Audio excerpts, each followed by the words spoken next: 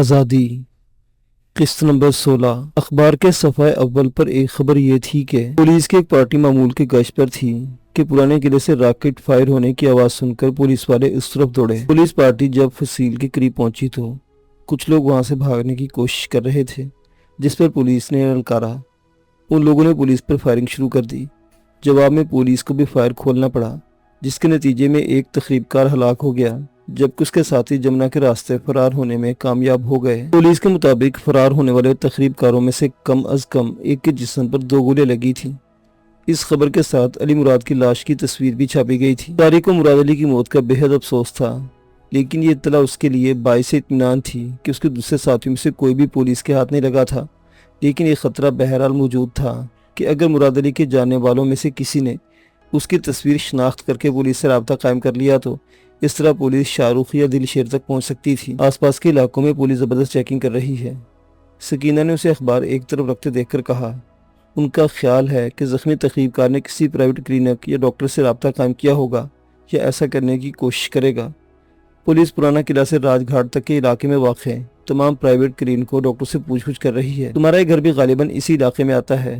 तुम्हें तो कोई खतरा नहीं, तुम एक नर्स भी हो और मुसलमान भी, तुम पर तो शुबा हो सकता है, तारिक ने कहा। उसके लहजे में तशवीश नुमाया थी। इस इम्कान को नज़रअंदाज नहीं किया जा सकता, लेकिन मुझे अपने रब पर भरोसा है। मैं जब तक जिंदा हूँ कोई तुम्हारा बाल भी बीका नहीं कर सकेगा। सकीना बेहद जज्बाती लहजे में जवाब दिया। तारिक उसकी हिम्मत और दलेरी पर मुस्कुरा दिया, लेकिन वो जानता था कि सकीना एक कमज़ोर सी लड़की थी। वो किसी बदतरीन सूरत हाल का मुकाबला नहीं कर सकेगी। मैं दवाएं ले आई हूँ, सकीना ने मौजू बदलते हुए कहा। लो पहले ये दवा पी लो और 2 गोलियां खा लो, इसके बाद तुम्हें इंजेक्शन लगाऊंगी। इंजेक्शन लगाना ज़रूरी है क्या? तारिक ने सवाल निगाहों से उसके देखा। हाँ, डरते हो क्या? सकीना ने उसे घूरा। हाँ। तारिक के होंठों पर खफीफ सी मुस्कुराहट आ गई। हैरत है, सकीना बोली। बंदूक की 2 गोलियां तुम्हारे जिस्म को चीरते हुए गुजर गई और तुम्हें बिल्कुल खौफ नहीं आया, लेकिन सुई की मामूली सी चुभन से। लाओ दवा लाओ, फिर इंजेक्शन भी लगा देना। तारिक ने उसकी बात काट दी। दवा पीने के बाद सकीना ने उसे इंजेक्शन भी लगा दिया। ये इंजेक्शन इसलिए भी ज़रूरी था कि इन्फेक्शन ना हो जाए। सकीना ने इस्तेमाल शुदा सिरिंज एक तरफ रखते हुए कहा। सकीना उसके सामने बैठी स्टूल पर उससे बातें कर रही थी। वो बेहद मासूम और भोली भाली सी लड़की थी। उसकी बातों से तारिक ने अब तक ही अंदाज़ा लगा लिया था कि किसी मुश्किल वक्त में अपनी जान दे देगी, लेकिन इज्जत व आबरू पर आंच नहीं आने देगी। उस वक्त दिन के तकरीबन 12 बज रहे थे कि एक आवाज़ सुनकर दोनों चौंक गए। कोई सकीना के बाप सुलेमान का नाम लेकर उसे पुकार रहा था।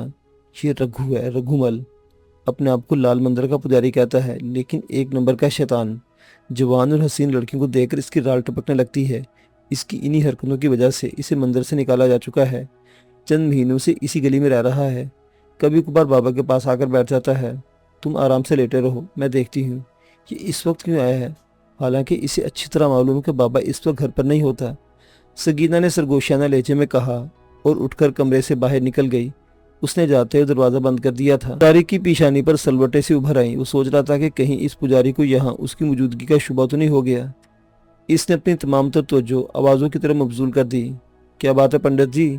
बाबा इस वक्त घर पर नहीं, वो तांगा लेकर गया हुआ है और तुम जानते हो रात को वापस आता है। सकीना की आवाज़ सुनाई दी। मैं जानता हूँ तुम्हारा बाप इस वक्त घर पर नहीं, इसीलिए तो आया हूँ। आज मुझे असल काम तो तुमसे है, पंडित रघुमल ने जवाब दिया। उसके लहजे की मक्कारी को महसूस करके तारिक चौंक के बगैर नहीं रह सका। मुझसे क्या काम है पंडित जी? कोई दान चाहिए? सकीना बोली। दान? हाँ, पंडित की आवाज़ सुनाई दी। तुमसे दान लेने ही आया हूँ। और सुनो, मुझे पंडित जी मत कहा करो, मेरा नाम रघु है, रघुमल। क्या समझी? मैं कुछ नहीं समझी पंडित जी। आज तुम कैसी बहकी बहकी बातें कर रहे हो? दारू ज्यादा तो नहीं चढ़ा ली? सकीना ने कहा। मैं दारू ही पीने आया हूँ, तुम्हारे हुस्न की दारू। आज तो मैं जी भरकर प्यास बुझाऊंगा। बहुत दिनों से तुम पर मेरी नज़र थी, पंडित ने हंसते हुए कहा। क्या भगते हो? सकीना के हलक से गुर्राहट से निकली। चले जाओ यहाँ से, वरना मैं शोर मचाकर मोहल्ले वालों को जमा कर लूंगी। तुम्हें इतने जूते पड़ेंगे कि याद करोगे, लेकिन तुम शोर नहीं मचाओगी सुंदरी। जब मैं तुम्हें ये बताऊंगा कि तुम्हारे बारे में क्या जानता हूँ, तुम पके हुए फल की तरह खुद ब खुद मेरी आगोश में आ गिरोगी। मैं जानता हूँ तुमने घर में किसको छुपा रखा है। क्या बकते हो? सकीना ने उसकी बात काट दी। शर्म नहीं आती मुझ पर इल्जाम लगाते हुए? सकीना अंदर से कांप कर रह गई थी। तारिक बिस्तर पर उछल पड़ा। पंडित रघुमल यहाँ उसकी मौजूदगी से आगाह था और अब सकीना को ब्लैकमेल करने की कोशिश कर रहा था। उसके रगों में खून की गर्दिश तेज हो गई और सीने में लावा सा खोलता महसूस होने लगा। और मैं ये भी जानता हूँ कि वो कौन है। पंडित रघुमल कह रहा था, कल रात जब तुम्हारा बाप उसे लेकर यहाँ आया था तो गली में सन्नाटा था, लेकिन मैं गली की नुक्कड़ पर अंधेरे में खड़ा देख रहा था। मुझे दरअसल रामू दर्जी की लोडिया का इंतजार था। रात गए उसने आने का वादा किया था, लेकिन जब देर हो गई तो मैं कुटिया से बाहर आकर उसकी राह तकने लगा। इतने में मैंने तुम्हारे बाप को तांगा लेकर आते देखा। अगली सीट पर कोई बेसुध पड़ा हुआ था। मैं हैरान हुआ कि तुम्हारा बाप किसको घर ले आया। तांगा अहाते में दाखिल होने के बाद गेट बंद हो गया तो मैं गेट के पास आकर झांकने लगा। सुलेमान ने आवाज़ देकर तुम्हें अंदर बुला लिया था। तब मुझे पता चला वो कोई जख्मी है जिसे तुम्हारा बाप घर लेकर आया है। और पंडित जी, सकीना ने उसकी बात काट दी। वो अपनी अंदरूनी कैफियत पर काबू पाने की कोशिश कर रही थी। तुम्हें ज़रूर कोई गलतफहमी हुई है पंडित जी, चाहो तो अंदर आकर देख लो, यहाँ कोई नहीं है, आओ देखो कमरा बिल्कुल खाली है। तारिक को दूसरे कमरे का दरवाज़ा खुलने की आवाज़ सुनाई दी तो वो तकलीफ के बावजूद बिस्तर से उठ गया और दरवाजे के करीब दीवार से लगकर खड़ा हो गया। उसने तय कर लिया था कि अगर पंडित उस कमरे में दाखिल हुआ तो वो उसे दबोच लेगा। पंडित रघुमल दूसरे कमरे में दाखिल होकर इधर उधर देखने लगा। उसमें एक चारपाई के अलावा मुख्तसर सा सामान था। देख लिया कोई नहीं है यहाँ। दूसरे कमरे में भी कोई नहीं, सकीना ने कहा। मैं जानता हूँ वो यही है। रघुमल की आवाज़ सुनाई दी। मेरी आंखें धोखा नहीं खा सकती। रात को मैंने खुद अपनी आंखों से उसे देखा था। रात को तो मैंने ख्याल नहीं किया, मगर सुबह अखबार पढ़ने के बाद मुझे यकीन हो गया कि ये वही जख्मी है जिसकी तलाश पुलिस को है। देखो सुंदरी। वो एक लम्हा खामोश हुआ, फिर बाजारक तो बोला, मुझे यहाँ आते हुए किसी ने नहीं देखा। अगर तुम खामोशी से मेरी प्यास बुझा दो तो मैं खामोश रहूँगा, किसी से कुछ नहीं कहूँगा। लेकिन अगर... तारिक का खून खोल उठा। उसने बड़ी आहिस्तगी से दरवाज़ा खोला और बाहर निकलकर दीवार के साथ साथ दूसरे कमरे के दरवाजे की तरफ सरकने लगा। यकीन करो पंडित जी, यहाँ कोई नहीं है। तुम्हें ऐसी बातें करते हुए शर्म आनी चाहिए। तुम मेरे बाप के बराबर हो। अगर यहाँ कुछ जख्मी नहीं है तो... पंडित ने उसकी बात काट दी। आज सुबह तुम दुकान से दवाएं और इंजेक्शन किसके लिए लाई थी? वो मुझे अस्पताल में एक मरीज के लिए दवाओं की ज़रूरत थी, सकीना ने हकलाते हुए जवाब दिया। देखो, तुम झूठ बोलकर अपने आप को नहीं बचा सकोगी। अगर पुलिस को पता चल गया तो... तुम ऐसे खतरनाक मुजरिम को पनाह दे रखी है जो एक बहुत बड़ी तबाही का बाइस बना है, तो तुम समझ सकती हो कि पुलिस वाले तुम्हारा क्या हश्र करेंगे। आओ उस खटिया पर बैठकर इत्मीनान से बात करते हैं। पंडित रघुमल उसका हाथ पकड़कर चारपाई की तरफ खींचने लगा। छोड़ो, मेरा हाथ छोड़ दो। सकीना के मुंह से किराह निकल गई। मैं ये हाथ नहीं छोड़ सकता सुंदरी, तुम्हें मेरी बात माननी पड़ेगी। पंडित रघुमल उसे अपनी तरफ खींचने लगा। इसके साथ ही चट्टाख की आवाज़ उभरी। सकीना ने उसके मुंह पर थप्पड़ रसीद कर दिया था। इसी लम्हे तारिक दरवाजे के सामने आ गया। पंडित रघुमल कमरे के वस्त में खड़ा था। उसका रुख दरवाजे की तरफ था। तारिक को देखकर उसके चेहरे पर खौफ व दहशत के तासुरात फैल गए। इससे पहले कि वो समझ सकता, तारिक ने उस पर छलांग लगा दी। तारिक पंडित रघुमल को अपने साथ लेता हुआ चारपाई पर गिरा। उसके दोनों हाथ रघुमल के गले पर थे और उसके नखरे पर अंगूठों का दबाव बढ़ाता जा रहा था। रघुमल बुरी तरह मचल रहा था। उसने अपने आप को छुड़ाने के लिए तारिक के मुंह पर चंद घोंसे भी मारे, लेकिन इसी लम्हे सकीना ने चारपाई की दूसरी तरफ पहुंचकर रघुमल के दोनों हाथ अपनी गिरफ्त में ले लिए। वो धानपान सी लड़की थी, लेकिन इस वक्त उसमें बला की ताकत आ गई थी। उसने रघुमल के हाथ इस कदर सख्ती से जकड़ रखे थे कि वो कोशिश के बावजूद उन्हें छुड़ा ना सका। रघुमल का चेहरा सुर्ख हो गया और आंखें हल्कों से बाहर उबलने लगी। जुबान भी बाहर निकल आई थी। वो बुरी तरह टांगे पटक रहा था, मगर तारिक के हाथों की ग्रिप ढीली नहीं हुई थी। उसके चेहरे पर बेपना दरिंदगी और सफाकी के तासुरात उभर आए थे। तारिक रघुमल के नरखे पर अंगूठे का दबाव बढ़ाता चला गया। रघुमल की मुदाफियत बतदरीज कमजोर पड़ती चली गई। आखिरकार उसके जिस्म को एक हल्का सा झटका लगा और वो बेहिसो हरकत हो गया। तारिक अब भी रघुमल का गला दबोचे हुए था। सकीना ने रघुमल के हाथ छोड़ दिए और तारिक के सर पर हाथ रखकर उसे होले से हरकत दी। तारिक को जैसे होश आ गया, उसने रघुमल का गला छोड़ दिया और चारपाई पर दूसरी तरफ उलट गया। वो बुरी तरह हाँफने लगा। उसके कंधे पर बंधी हुई पट्टी खून से तर हो गई। सकीना की आंखों से खौफ उभर आया। तुम्हारे जख्म से खून रिसने लगा है, दूसरे कमरे में चलो, मैं तुम्हारी पट्टी तब्दील करूं। वो तारिक का हाथ पकड़ते हुए बोली, लेकिन ये... तारिक ने रघुमल की तरफ देखा और सकीना का सहारा लेकर उठने लगा। ये खत्म हो चुका है, इसकी तुम फिक्र मत करो। सकीना ने उसे सहारा देकर उठा दिया। दूसरे कमरे तक आते हुए तारिक को बेपनाह तकलीफ हो रही थी। तकलीफ को दबाने के उसने दांत भींच रखे थे। सकीना उसे चारपाई पर छोड़कर बाहर भाग गई। सबसे पहले उसने गेट से बाहर झांका। इत्तेफाक से इस वक्त भी गली में कोई नहीं था। उसने लकड़ी का गेट बंद करके अंदर से कुंडा चढ़ाया और दौड़ती हुई तारिक के कमरे में आ गई। कंधे की पट्टी खोलकर जख्म चेक किया। ताकत इस्तेमाल करने से जख्म खुल गया था। उसने बड़ी एहतियात से दोबारा ड्रेसिंग कर दी और दर्द से आराम और नींद के लिए डायज़ेपाम की गोली तारिक को खिला दी। तारिक से निमटने के बाद सकीना दूसरे कमरे में आ गई। ये दरअसल उसके बाप का कमरा था। चारपाई पर पंडित रघुमल की लाश पड़ी थी। उसकी जुबान और आंखें बाहर को निकली हुई थी। उसकी सूरत पहले ही खौफनाक थी, अब तो उसे देखकर ही दहशत हो रही थी। सकीना ने उसे छूकर इत्मीनान कर लिया, लेकिन उसमें जिंदगी का अब नामो निशान तक नहीं था। रघुमल भारी तनतोष का मालिक था। उसकी लाश को ठिकाने लगाना सकीना के बस में नहीं था, और इस वक्त लाश को कमरे से बाहर निकालना भी खतरे से खाली नहीं था। उसने बड़ी मुश्किल से खींच तान कर लाश को चारपाई से गिराया और किसने किस तरह धकेल कर चारपाई के नीचे कर दिया। उसने बिस्तर की चादर इस तरह लटका दी थी कि चारपाई के नीचे नजर न जा सके। फिर उसने बाहर निकलकर कमरे का दरवाजे को ताला लगा दिया और वापस तारिक के कमरे में आ गई और उससे बातें करने लगी। आधे घंटे बाद तारिक सो गया। सकीना कुछ देर खामोश बैठी रही, फिर आंगन में आ गई। ये गली के इख्तिताम पर एक बहुत लंबा चौड़ा अहाता था। गली से इस अहाते में दाखिले के लिए लकड़ी के तख्तों का कमजोर सा गेट था। इस गेट के अंदर जरा आगे दाएं तरफ 2 कमरे बने हुए थे, जिनके सामने मुख्तसर सा बरामदा भी था। उसके सामने उसियोरी सेन था, जिसके चारों तरफ दीवार के 7 कमरे बने हुए थे, लेकिन एक के सिवा तमाम कमरे खंडर बन चुके थे। जो 2 कमरे किसी हद तक सलामत थे, उनसे अस्तबल वगैरह का काम लिया जाता था। एक कमरे में घोड़ा बनता था और दूसरे कमरे में घोड़े और तांगे का सामान रखा जाता था। उन कमरों के सामने घोड़े की सूखी हुई लीद और घास वगैरह बिखरी हुई थी। ये अहाता हरिचंद था। सन 1947 से पहले यहाँ कई मुसलमान घराने आबाद थे। हर कमरे में एक ख़ानदान रहाइश पजीर था। ये अहाता दरअसल तकरीबन 60 साल पहले हरिचंद नाम के एक हिंदू सेठ ने बनवाया था और उसी के नाम से मौसूम था। 1945 में यह अहाता एक मुसलमान ने ख़रीद लिया और यहाँ रहने वाले मुसलमान ख़ानदानों के किराए माफ़ कर दिए। लेकिन 1947 में जब मुल्क तकसीम हुआ तो इस इलाके में सबसे ज़्यादा तबाही इसी अहाते पर नाजिल हुई थी। हिंदुओं ने इस अहाते को चारों तरफ से घेर कर हल्ला बोल दिया था। मुसलमानों का इतना कत्लेआम दिल्ली के किसी और इलाके में नहीं हुआ था जितना अहाता हरिचंद में हुआ था। यहाँ मुसलमानों के 20-22 खानदान आबाद थे, जिनमें से 5-6 अफराद ही जाने बचाकर भागने में कामयाब हो सके थे। जब मुल्क तकसीम हुआ तो अहाता हरिचंद का मुसलमान मालिक इंग्लैंड में था।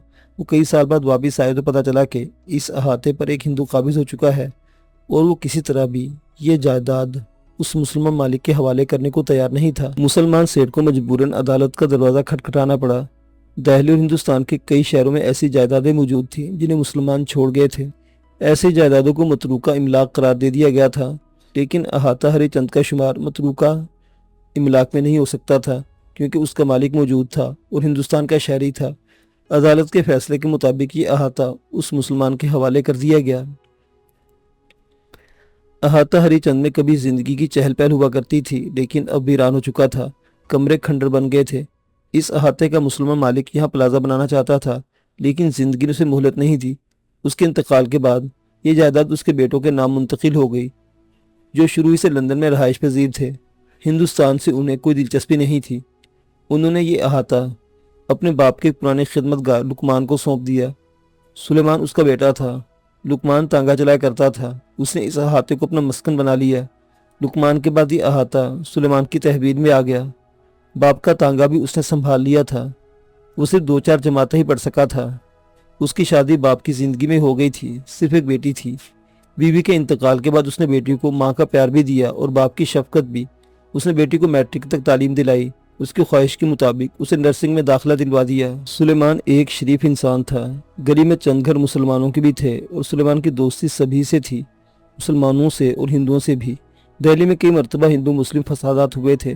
गली के बाद हिंदू नौजवानों ने ऐसे मौक़ों पर सुलेमान के घर धावा बोलने की कोशिश की, लेकिन बुजुर्ग सामने आ गए थे। सकीना दिन भर बुजुर्ग की तरह अहाते में घूमती रही।